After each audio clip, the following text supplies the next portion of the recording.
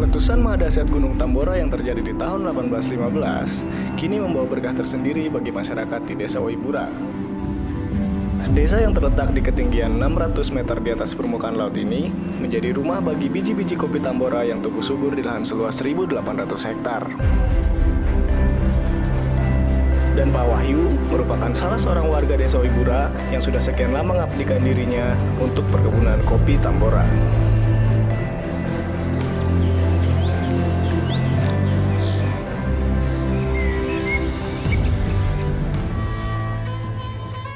Nama saya Wahyu, saya bertempat tinggal di kawasan perkebunan kopi peninggalan Belanda. Yang kebun kopi ini pada tahun 1932, dalam hal ini Swedia, hadir menanam kopi dengan jenis kopi Robusta di kawasan Tambora ini, yang memang hari ini masih menjadi produk unggulan lah yang ada di kawasan Tambora ini. Turun-temurun masyarakat yang ada di Tambora akhirnya menjadi petani kopi. Nah, ini mungkin setelah letusnya Gunung Tambora pada tahun 1815.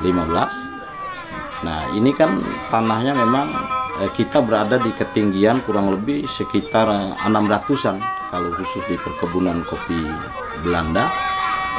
Itu dengan luas kurang lebih sekitar 500 hektar begitu saat itu.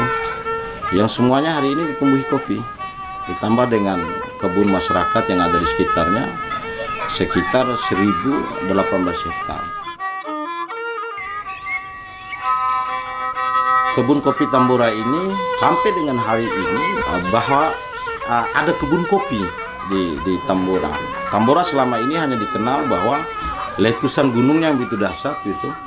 Tetapi ada apa di sini, kearifan lokalnya, kemudian bagaimana kehidupan masyarakatnya, keragaman etnik dan budayanya di mana. Jadi rakyat di sini majemuk, semua suku, agama, semua ada di Desa Waibura ini.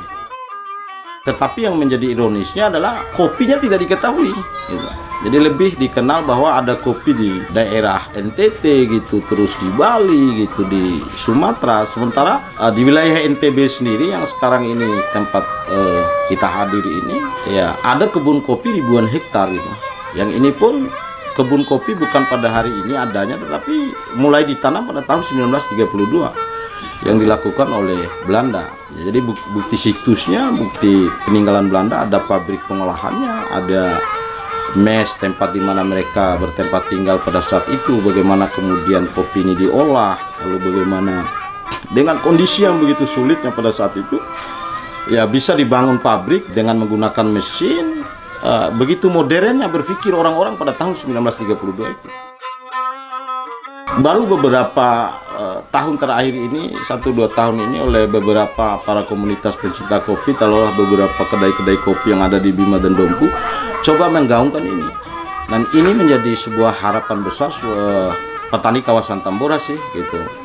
Jadi hadirnya teman-teman dari Geopark segala macamnya ini, instansi-instansi terkait berhubungan ini, Dinas Perkebunan Bima dan Dompu juga sudah begitu panjang, tetapi kita menjadi masalahnya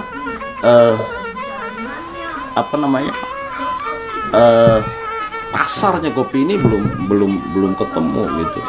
Nah, sehingga kesejahteraan petani yang ada di wilayah ini ya, seperti yang kita lihat hari ini. Jadi infrastruktur jalannya, lalu kemudian jaringan-jaringan komunikasinya ini sulit untuk kita lalui gitu. Jadi ini salah satu kendala yang mungkin sekian puluh tahun ini ya petani kita sulit maju, petani kopi ini. Nah, sementara kopi ini, ketika kita bicara kopi ini, kita bicara dunia ini ya. Jadi ya tetapi kondisinya tidak seperti sehebat yang menjadi cerita kopi itu gitu. Nah, inilah yang menjadi mirisnya gitu, keluarga-keluarga yang ada di Tambora. Saya rasa seperti itu. Perkebunan kopi Tambora yang dulu sempat terabaikan akhirnya mengalami penurunan kualitas.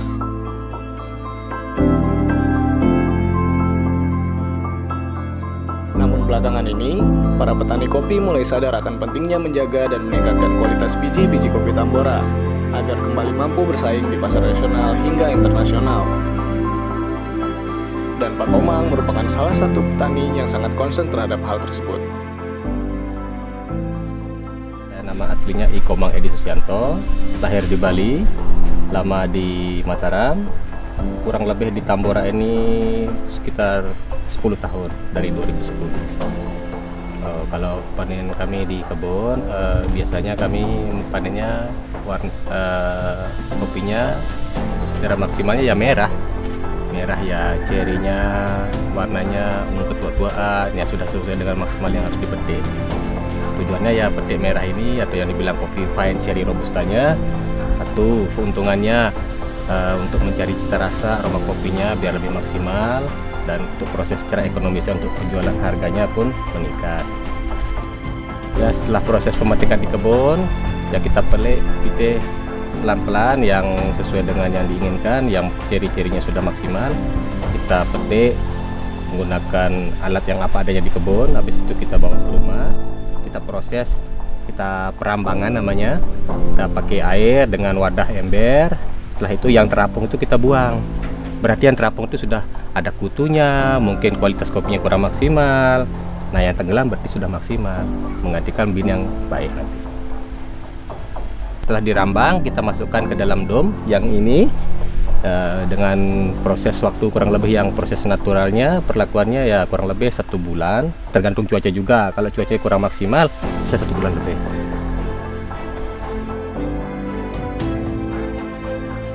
Setelah dari dom kurang lebih setelah kering yang natural prosesnya ya kita huler menggunakan alat yang sudah ada yang apa adanya ya. Setelah itu, setelah binnya bersih, kita sortase lagi biar benar-benar maksimal nanti binnya, yang dari yang pecah, yang kutuan, yang benar-benar yang lana kita pisahkan juga ya sesuai dengan pesanan yang dibutuhkan teman-teman. Jadi pemetiknya pun pelan-pelan. Jadi bakalan bunganya ke tahun depan ini, setelah selesai panen ini bulan 11 ini, dia kan ada bunga lagi ya, jadi dia terganggu. Kalau petiknya kayak teman-teman biasanya di sini yang dulunya sebelum perlakuan kayak begini ya petik rajut, tinggal tarik gitu aja. Jadi kan stres dia. Jadi bakalan untuk kedepannya itu kadang cabang produksinya tuh mati, jadi kan mengurangi jumlah produksi.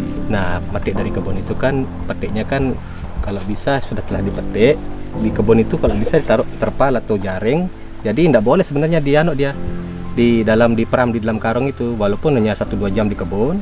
Nah habis itu nanti mungkin oke lah setelah untuk bawa dari kebun ke rumah pakai karung, setelah itu ditaruh di mana gitu sementara pakai jaring setelah sebelum dirambang. Tujuannya satu, biar cita rasa kopi itu benar-benar fresh gitu, tujuannya itu. Ya setelah panen ini nanti tunggu awal hujan kita ya pewiwilan, menghilangkan cabang kipas, cabang cabang tunas airnya dihilangkan. Kalau bisa, kalau pelindungnya bagus, kalau bisa dibuka di tengahnya. Jadi proses fotosintesa itu bagus menyerap sampai tanah. Jadi proses pembentukan bunga pun maksimal gitu. Karena kena sinar sinar matahari langsung gitu. Jadi hawa sirkulasinya di kebun tuh ya bagus. Otomatis dengan sendirinya pertumbuhannya bagus gitu. Sebenarnya ada, cuma ya risikonya kayak di kebun ya kita pas bersih-bersih di kebun ya ketemu ular kayak gitu. Ya kena parang, biasa tangan kayak begini ya tangan ya biasa petani. Waktu saya datang harga kopi 17 sampai mendekati 25.000 per kilonya dengan perlakuan yang kearifan lokalnya. Setelah saya proses ini ya jauh sekali peningkatannya, bisa mencapai 50.000 ke atas.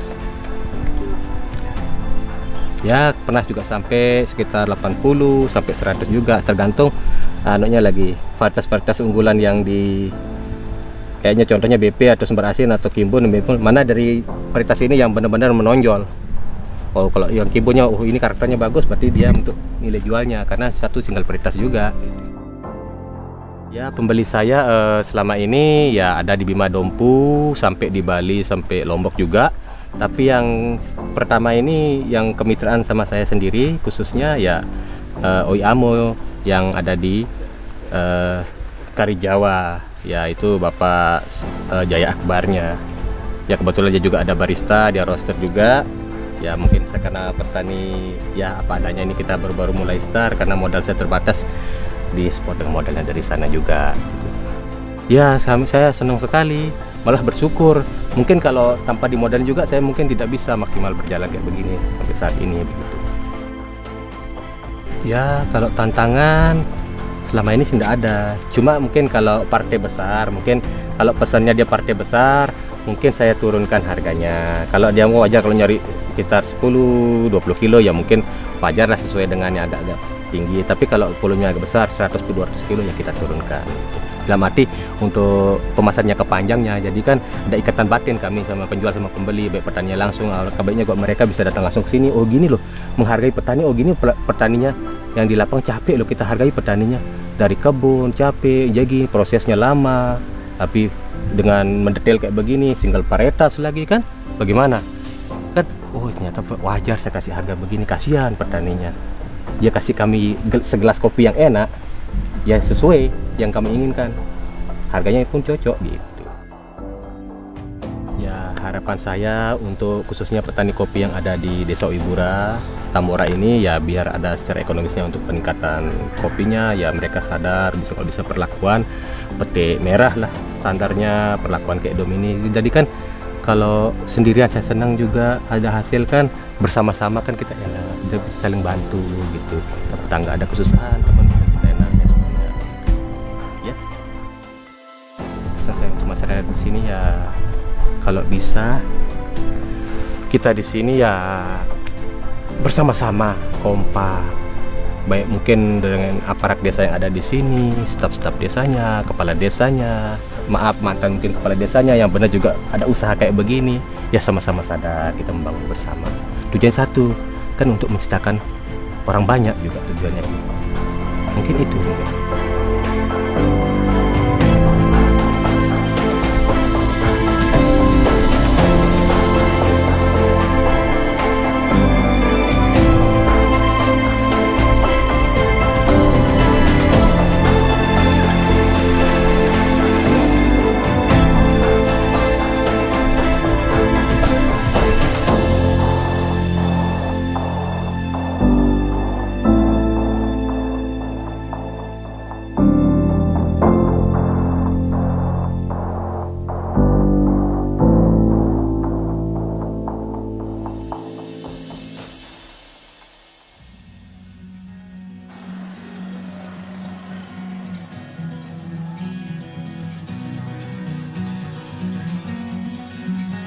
Biji kopi yang telah melewati banyak proses di hulu, selanjutnya akan dibawa ke hilir oleh para pemilik kedai.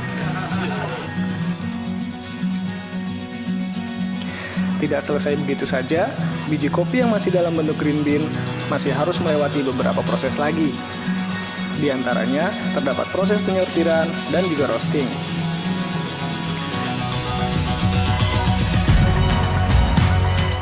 Dari tangan-tangan handal para barista ini, kopi Tambora dengan berbagai macam bentuk sajian telah siap untuk Anda nikmati.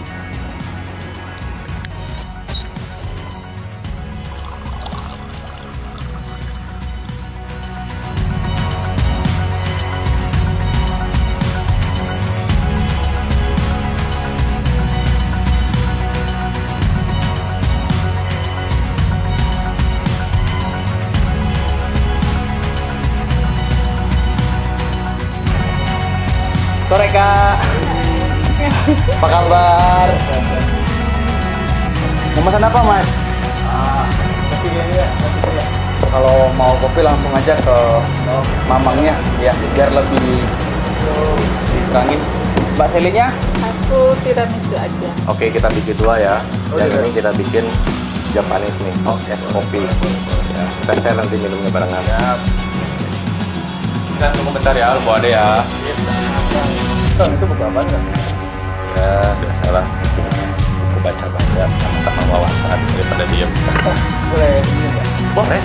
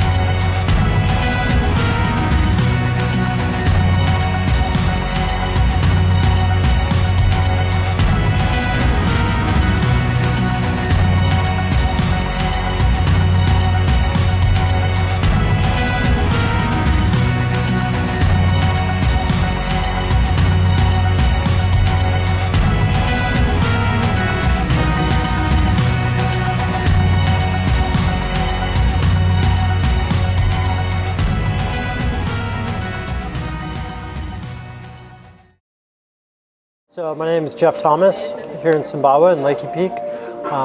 Just want to tell you guys about my experiences with the Tambora coffee. Since I've been here in Sumbawa off and on the past few months, pretty much start my day with Tambora coffee or latte or cappuccino. Compared to a lot of the other places in the world that I've traveled to, Colombia, US, had a lot of different coffees. Tambora coffee definitely ranks up there with some of the better coffees I've had. Really smooth, non-acidic, just really complements the local flavors and great way to start your day. Before I've first-hand experience in Sumbawa, I've never heard of Tambora coffee. I've had Sumatran coffee, Bali coffee, but since I've been in Sumbawa firsthand, that was my first experience with Tambora coffee. Compared to the Bali coffee strains, the Sumatran strains, I would say that the Tambora coffee is really non-acidic. However you prepare it.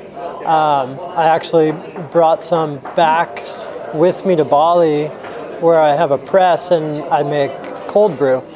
And it was even better than the Sumatran beans and the Bali coffee, the Kintamani coffee that I've made.